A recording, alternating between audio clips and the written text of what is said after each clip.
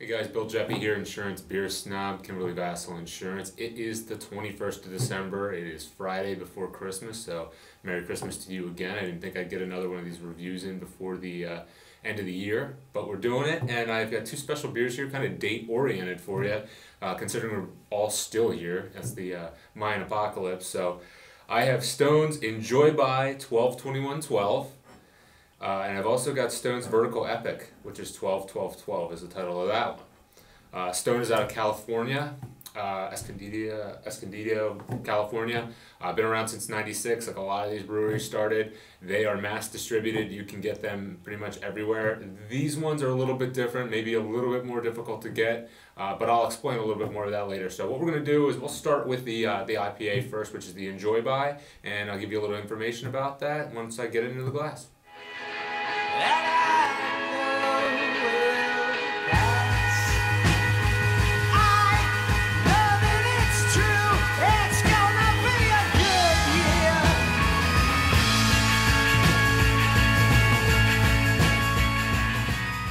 So we have the Enjoy By 12-21-12 double IPA from Stone Brewing Company in a glass now, and a little bit of backstory out of this beer. You know, I've talked about it on here before about IPAs and wanting to drink them as fresh as possible, and Stone, you know, kind of doing a play on it and, you know, throwing it back to the people, if you will. Wanted to do something a little more special so that retailers wouldn't be putting a product on the shelves that is past its prime. Even though they date their regular bottles, it is fairly small. And retailers can kind of get away with it, and unless you're, you know, a savvy consumer, you're really not going to look at it. Well, you know, it's kind of hard to miss that on the label, you know, when they have it that way. And I've actually had this already a few weeks ago, so this is the final day of what they think is, you know, the suitable time frame for this. I mean, in actuality, this one might be able to go a little bit more, but hey, we're drinking it by the label. It's 5 weeks from bottling. I think there's on here the bottle date is 11/16/12, so they gave you 5 weeks to drink it as fresh as possible. And basically, the deal with Stone is they're pretty much IPA pioneers. Their head brewer, Mitch Steele, literally wrote a book on IPAs recently. It's a great read from what I've heard. I've read snippets of it. He is pretty much a magician when it comes to IPAs and hopping them and, you know, using the right malts. And trust me, if you have a chance, pick up the regular IPA or pick up Ruination, and you'll know what I'm talking about. That was kind of my, you know, mind-blowing craft beer experience, was drinking my first Stone Ruination double IPA a number of years ago and being like, you know, this is amazing.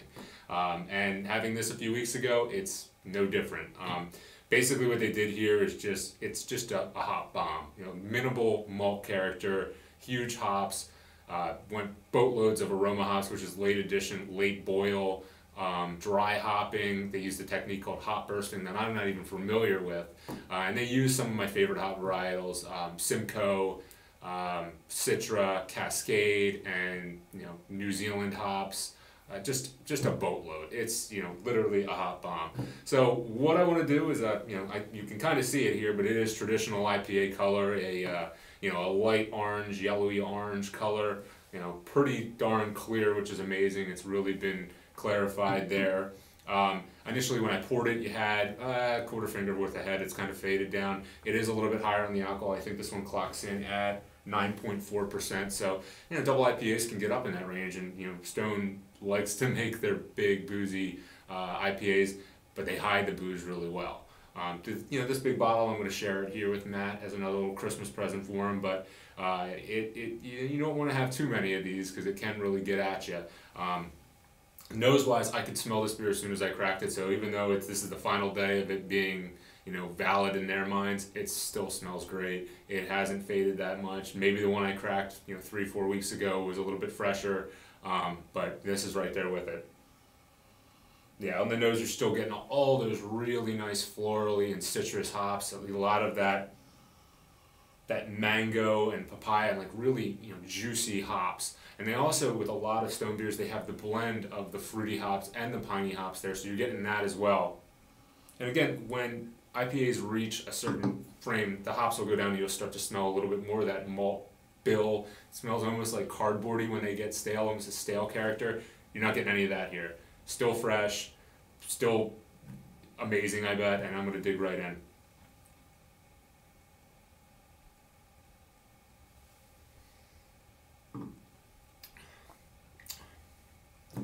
You know, you're getting right on the tip of the tongue, blasted with that traditional hop bitterness.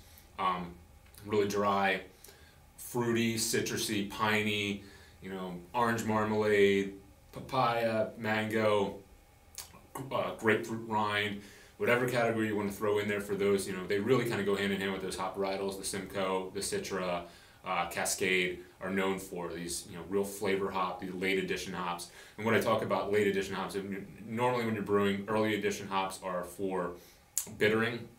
Late addition really aren't going to add too much to that. They're going to add more to some flavor and some nose, some smell, and that's kind of what was going on here. Really, again, the malt bill is so thin. It's just so, you know, to the hop side, and I'm a hop head. It's perfect. It's right up my alley. God, it's great. I mean, if this has faded in the 3 weeks since I drank it before, it hasn't faded that much. Back end, you're getting that, you know, traditional IPA dryness. It's real pleasant. 9.4% alcohol. You don't taste it at all, which is great and dangerous at the same time. Mouthfeel. It's a medium-bodied IPA. Really easy drinking. Again, being dry, it's refreshing because of the hop varietals used. You know, a few weeks ago, I think that gave this a, you know, fairly high score. It's definitely in that A range, 93, 94. I think I might even given it higher a few weeks ago. Maybe I'll just drop it down there for now because it's been a couple more weeks. Maybe fresher would have been even more. But yeah, definitely in that 94. 94 is probably a good score for this one. I really, really enjoy it. Now, in regards to being able to get it in this market, obviously this one being the final day, you're not gonna even want to seek it out.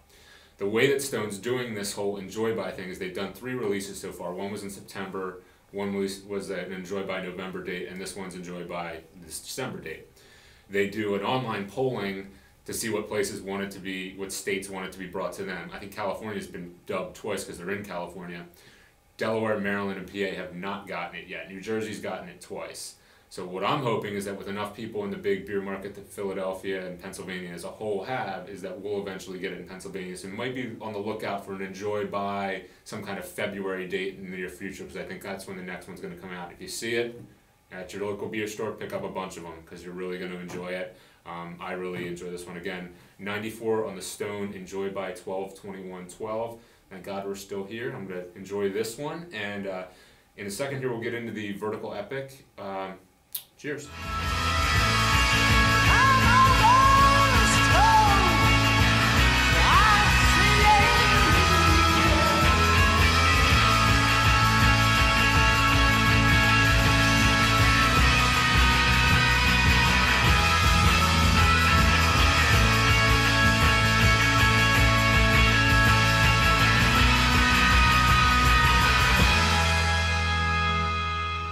Okay guys, so we just finished off the Enjoy By 12/21/12 and I really, really enjoyed it. Another killer offering from Stone.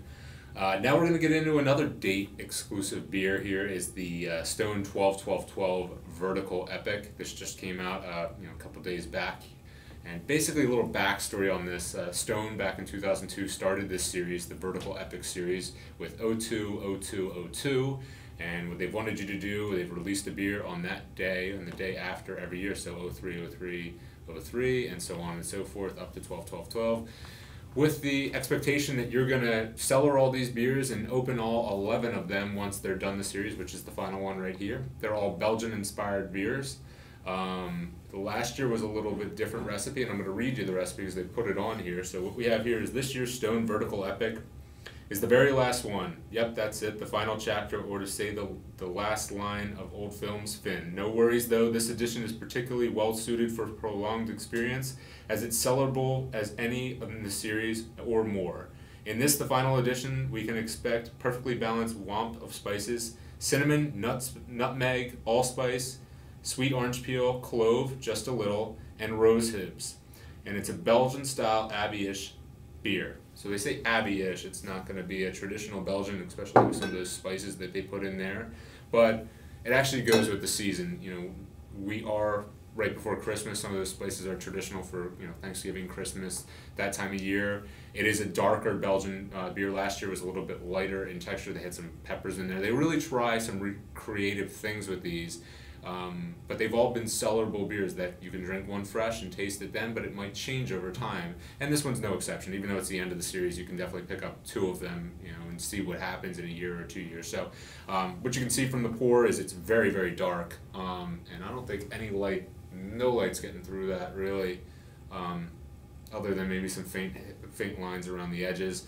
The head never was really big. Now it's just a ring of like light tan around the edges. It faded. It was nicely carbonated because I can see little tiny bubbles coming up from the bottom. Bottle conditioned, I think all of these are, because they're going to be prolonged agers. I could really smell it when I opened it, like almost like a candied sugar kind of smell. Oh wow, I'm really getting a lot of those spices, almost like some of the Halloween beers that we had before, and you would think that with cinnamon, nutmeg, allspice, and some clove. That's really what you're pulling, some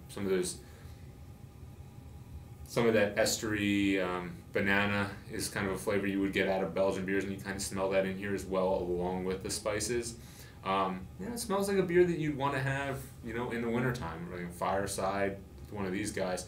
I didn't talk about the alcohol content after coming off the big IPA there. This is 9%, so this is actually less alcohol than the IPA.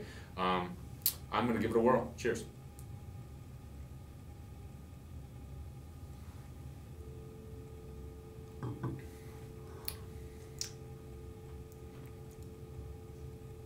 Okay.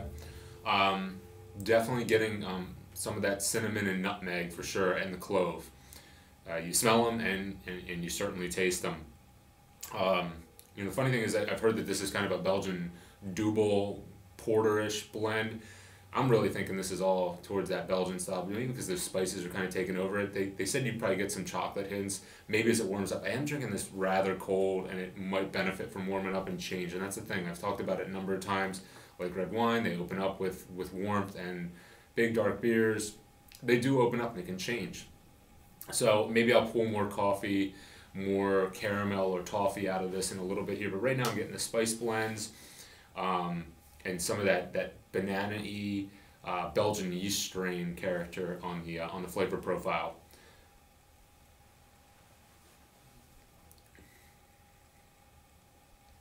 Yeah, I mean, I guess you could say like a little bit of bitter dark chocolate as well.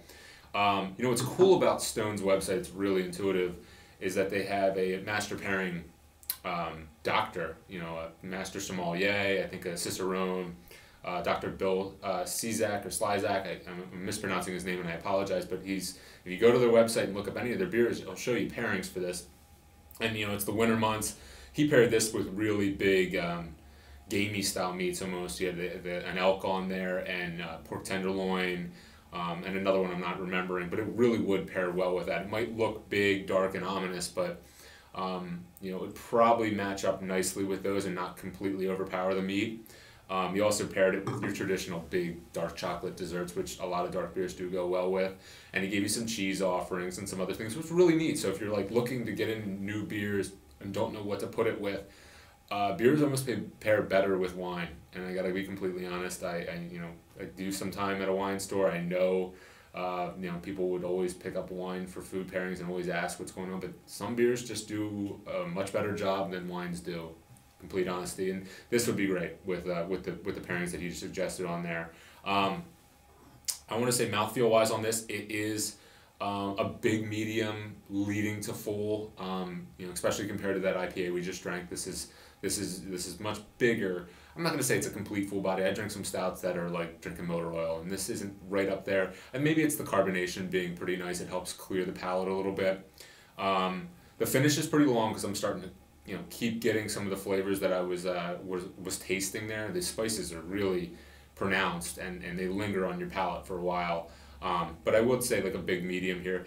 I'm going to go a little less on this one. I really like the IPA. I think I said before, I like big hoppy beers, and I like big Russian Imperial stouts that are out there. And I don't know if it's the style or just the beer right now. This could warm up and totally change my opinion on it. But I'm going to put this at a solid B plus range, 90 on my scale.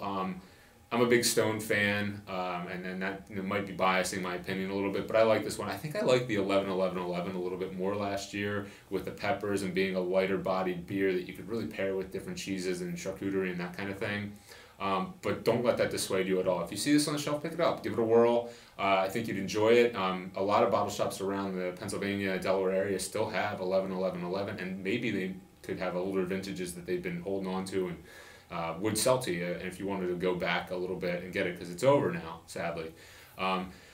So that's going to do it. Matt and I are going to share this one. I want to wish you guys again, it's 2 weeks in a row, a Merry Christmas, but it is this coming Tuesday, so you're going to have holiday parties. Be safe out there. We'll try to get maybe another review in next week. That'll be the official New Year's review, but if not, these could be your New Year's beers. I mean, with the date-sensitive information on here, let's just be happy that we're still here and the Mayans were wrong. I'm going to finish this one off. Hopefully you guys have some great beers over the holiday season. Be safe, and we'll see you on another beer review. Cheers.